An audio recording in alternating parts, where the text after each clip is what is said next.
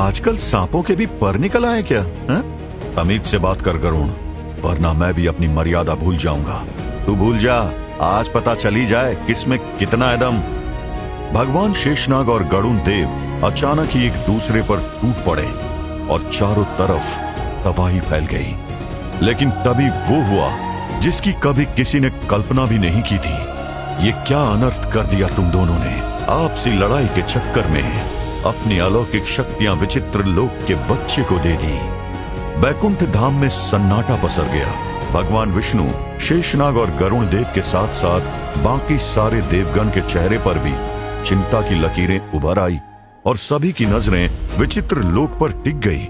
विचित्र लोक एक ऐसी जगह जहां के लोग आधे इंसान और आधे सांप, पक्षी, जानवर जैसे कुछ होते हैं। इसी लोक के हरित राज्य में अपनी मां के साथ रहा करता है शिवांश, जो कि एक सर्प क्षेत्र का वासी है। वो चाहे तो इंसानी रूप में रहता है और चाहे तो सांप में भी बदल जाता है।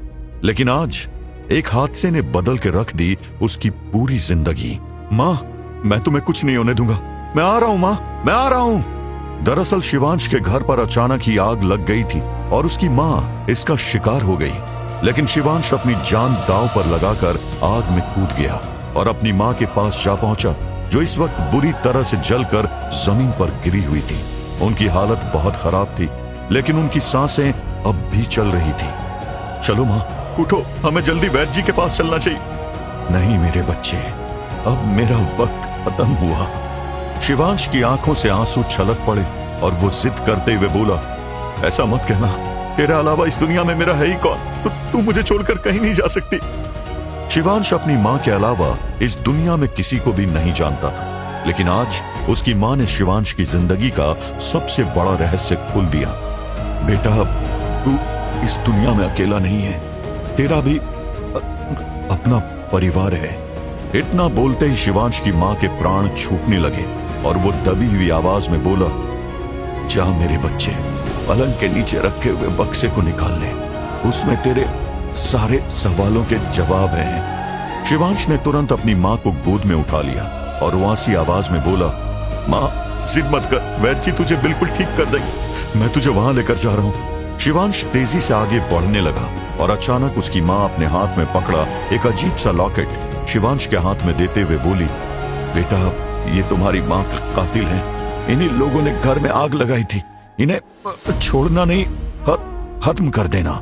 इतना बोलते ही शिवांश की मां की सांसें रुक गई और शिवांश अपनी मां को गले से लगाकर जोर जोर से रोने लगा।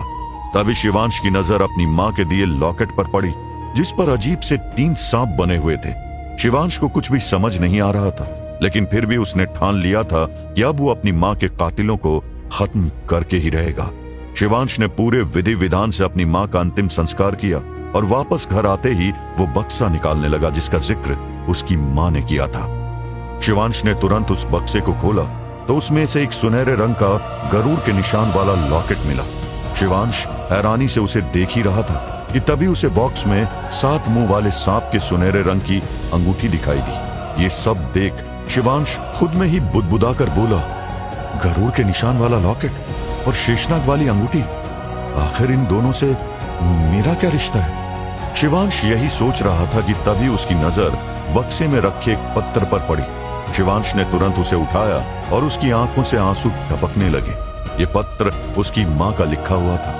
पत्र पढ़ते ही शिवांश की जिंदगी से जुड़े कई राज उसके सामने खुल चुके थे और उसकी आंखें सुर्ख लाल चमकने लगी। मैं अपनी मां के साथ हुए अन्याय का हिसाब हर एक से लेकर रहूंगा।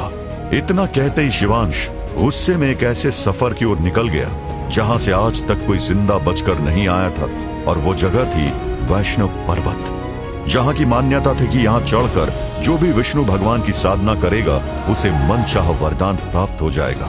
शिवांश ये वरदान पाने के लिए गिरते पड़ते उस पर्वत की चोटी पर जा पहुंचा और एक पैर पर खड़े होकर भगवान विष्णु की साधना करने लगा।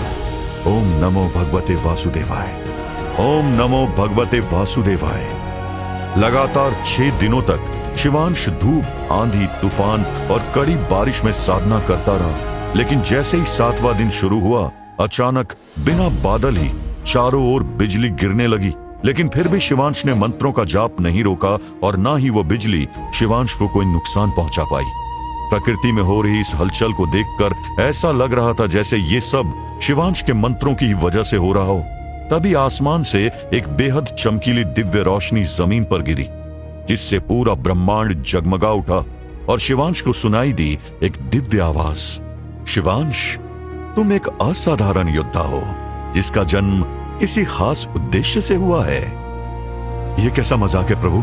मेरी शक्तियां तो शून्य स्तर पर हैं, जिन्हें मैं आपकी मदद से हासिल करने आया हूं। यह सुन भगवान विष्णु मुस्कुरा दिए और उसे एक बीज मंत्र देते हुए बोले, वत्स, तुम्हारे अंदर शेषनाग और गरुण की विपरीत शक्तियां पहले से ही मौजूद हैं, जो आपस में ही एक दूसरे से लड़कर तुम्हारी शक्तियों को बढ़ने से रोक रही हैं। शिवांश की आंखें हैरानी से बड़ी हो गई तो भगवान विष्णु ने मुस्कुराते हुए आगे कहा, तुम्हारे जन्म से जुड़ा उद्देश्य तुम्हें वक्त आने पर खुद ब खुद पता चल जाएगा। ये बातें शिवांश को बिल्कुल भी समझ नहीं आ रही थी, लेकिन भगवान विष्णु ने उसकी जरा भी परवाह नहीं की और तुरंत शिवांश को बीज मंत्र देकर साधना करने को कहने लगे। साथ ही उन्होंने शिवांश को यह काम खत्म करते ही राजधानी की तरफ जाने का आदेश दे डाला और खुद गायब हो गए। कुछ ही देर बाद कंफ्यूज्ड शिवांश खुद को समझा बुझाकर साधना पर बैठा चुका था, लेकिन अचानक उसका पूरा शरीर अंदर से टूटने लगा और लगातार 4 हफ्ते तक ध्यान करने के बाद शिवांश अचानक से उठ खड़ा हुआ।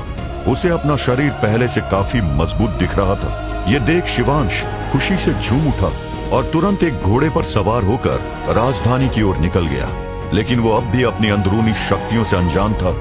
वहीं दूसरी तरफ राजधानी की तरफ जाने वाला रास्ता कई घने रहस्यमयी जंगलों के बीच से होकर जाता था, जहां रहते थे कई जादुई जंगली जानवर। ये सोचकर ही शिवांश घबरा उठा और डरा सहमा लगातार आगे बढ़ता रहा। तभी उसके सामने आ खड़ा हुआ रैंक 2 का एक डरावना भेड़िया, जो सामान्य भेड़िए से 4 गुना बड़ा था। वो शिवांश को देखकर बुरी तरह गुर्राए जा रहा था। इस जादुई जानवर को देखकर शिवांश के साथ साथ उसका घोड़ा भी सहम गया और अपने कदम पीछे खींचने लगा, लेकिन वो भेड़िया अचानक से शिवांश की तरफ दौड़ने लगा और उसने एक लंबी छलांग लगाकर शिवांश पर झपट्टा मार दिया। नहीं! शिवांश चीख पड़ा और जाने अनजाने में उसने अचानक एक जोरदार मुक्का भेड़िए के सीने पर जड़ दिया, लेकिन जैसे ही शिवांश का मुक्का भेड़िए से टकराया, भेड़िया दूर जा गिरा और दर्द से कहराते हुए चीखने लगा।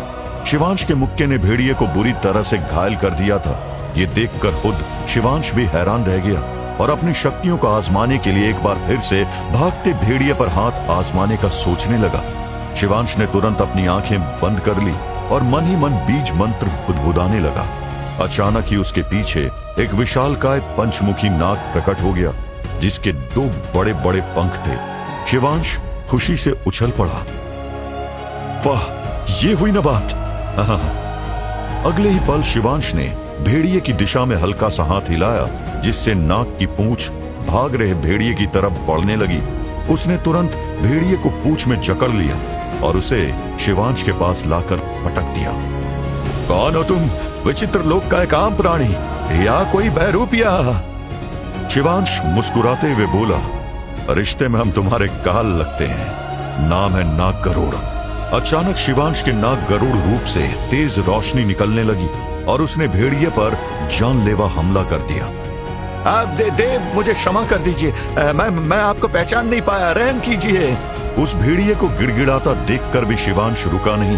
तभी अचानक कहीं दूर अंधेरे से आता एक तेज रफ्तार तीर शिवांश के सीने में आ लगा, जिसकी वजह से भेड़िया शिवांश की पकड़ से छूटकर भाग खड़ा हुआ और शिवांश बौखला उठा। किसने किया मुझ पर यह हमला? कायर कहीं के, हिम्मत है तो सामने आ।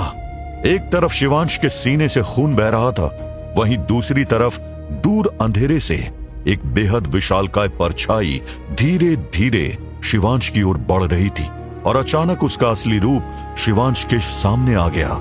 शिवांश के पैरों तले जमीन ही खिसक गई और वो चौंकते हुए बोला, तुम यहां क्या कर रहे हो? आखिर कौन आ खड़ा हुआ था शिवांश के सामने? क्या वो लेना चाहता था शिवांश की जान? और क्या अब शिवांश दिला पाएगा अपनी मां को इंसाफ? जानने के लिए अब इंस्टॉल बटन पर क्लिक करके डाउनलोड करें पॉकेट FM और सुनिए पौराणिक कथाओं से जुड़ी आधुनिक योद्धा की रोमांचक कहानी दिव्यनाग गरुड़ योद्धा। और हाँ, 7वें एपिसोड के बाद का दिमाग हिला देने वाला सस्पेंस मिस मत करना।